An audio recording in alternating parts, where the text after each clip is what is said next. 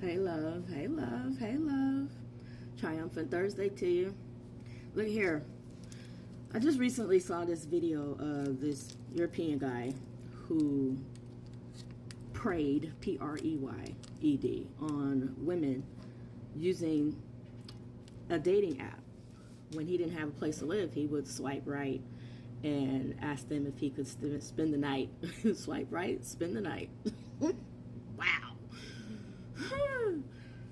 Wow.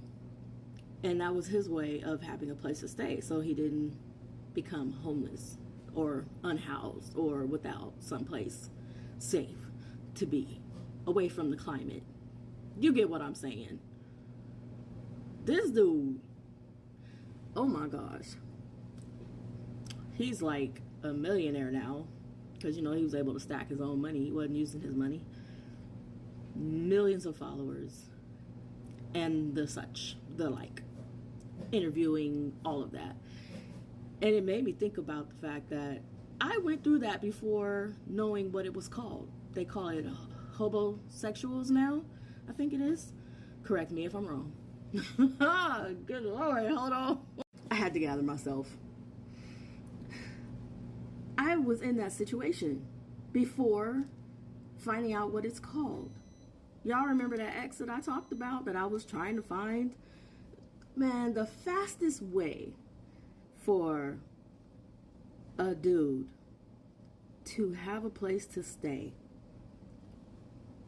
because he's becoming homeless or he is homeless is for him to prey, P-R-E-Y, on a woman's heart and tell her that he loves her. They call love bombing now. Doing all kinds. Man, listen, looky here. You gotta watch out for those dudes who are either in the process of losing where they live or don't have a place to live. They will jump at the opportunity to get married because they can now live with you. And then all of a sudden, they're going to say that they're the man of the house, as if you don't know how to make your own decisions now that they're there. Ooh-wee. All they bring in is penis and poverty, basically. Because they're not improving your life. How did they improve your life? By being there. If you got everything, and all it is a man that's not there, you ain't got to get married to that. Because if he's not uplifting you,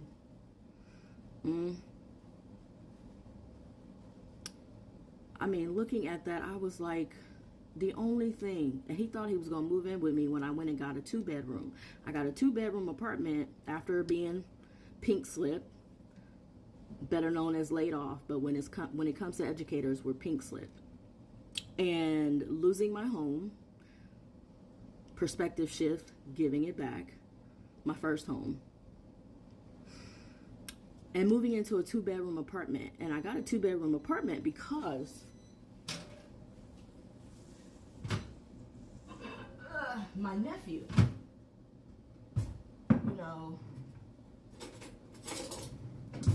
what was that video I was talking about, how fathers are not babysitters? I'm child free. Back then I was childless. I still, even in my first home, it was 3-bedroom with just me and my dog. But I had room and made a room for my nephews and made a room for guests. 2-bedroom apartment, I made a room for my nephew. So he had his own room and everything that he needed. Even if all I saw him was 2 days out of the month, I paid for a 2-bedroom apartment. That's why I say, if you're a single mother with custodial, mostly a custodial, I'm trying to open this and talk at the same time. You're the primary custodial parent. Ain't no way that a father shouldn't have enough room and a bedroom for your child. If I could do it as an aunt who barely sees, that's why I said, oh, there's something wrong there if he ain't got the basic necessity. But with my ex, he actually thought he was going to move in with me. And you know, I even paid for the application fee for him to go complete, and he never did it. And now with all of these terminologies, hobosexual, and all of that, it's like, ladies, you got to be careful with these men who will fall in love or want to get married real quick. And you ain't checked out their background.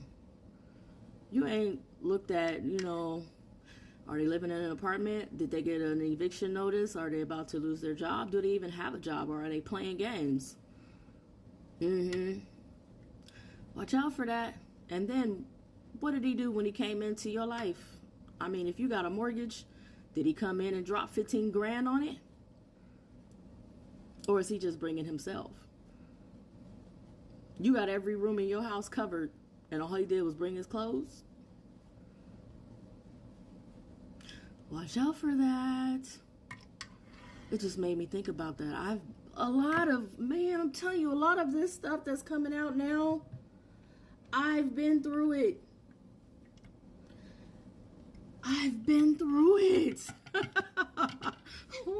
Just didn't have a name for it. That's why I tell on myself, so nobody else can tell on me, and I ain't gonna be shamed about it. We talk about confess your sins. My ex was good in the kitchen and the bedroom. That's what he brought.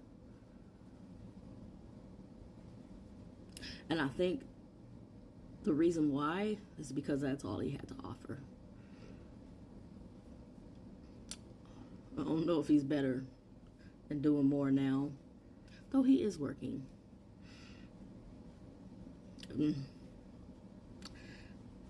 I'm not even going to speak on that. Nevertheless, enjoy your day. Make it a lovely day, not just for you. Help someone else have a lovely day, too. Stay away from hobosexual ladies. Be mindful. Give attention. If you're going out to dinner, all of a sudden he done left his wallet somewhere. I think some places you got Google Pay or something now. Watch it. You already happy and healthy with yourself. Do not accept and settle just to say that you're married or you have a man. Be love.